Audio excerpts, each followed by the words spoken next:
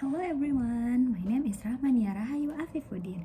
In this video, I will talking about contemporary lifestyle can be associated with intake of daily food. Nowadays, young people, especially Gen Z, often consume junk food. Eating junk food too often is closely related to future health problems. Here I will discuss about that related issues. Before we moving to forward about this topic, first of all, let me tell you about what is junk food.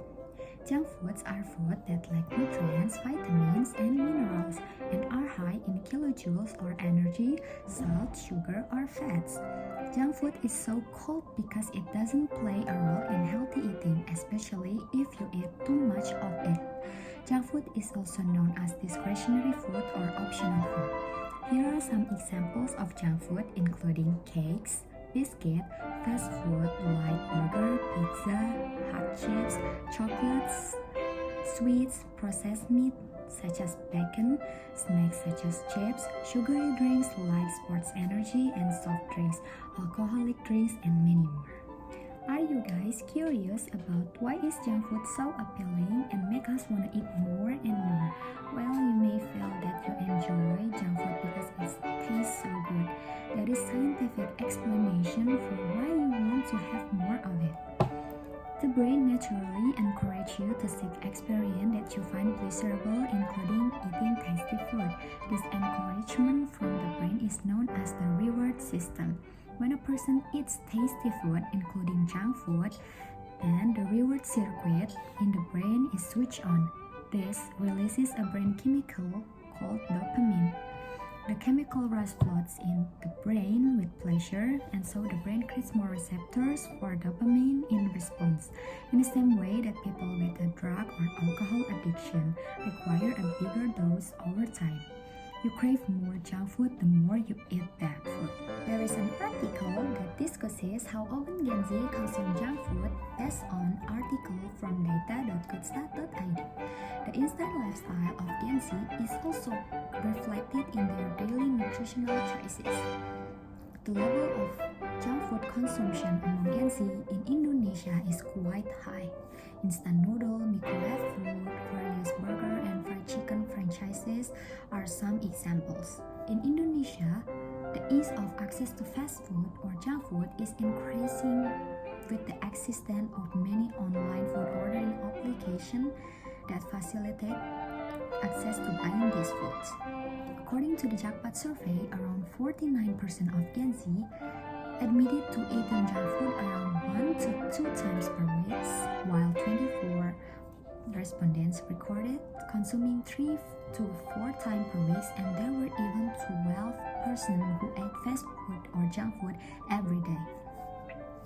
This data show the magnitude of young people's dependence on junk food. Gen Z, especially known as a generation that prioritizes speed, relies heavily on instant food that can be made quickly and consumed quickly as well. Not a single respondent claimed not to eat junk food within a week. I will discuss about does eating junk food cause health complications? Of course, yes. Eating too much junk food can have a negative impact on your general health and well-being and can also reduce your ability to be active. There is the short-term effects of junk food and also have a long-term effects of junk food too.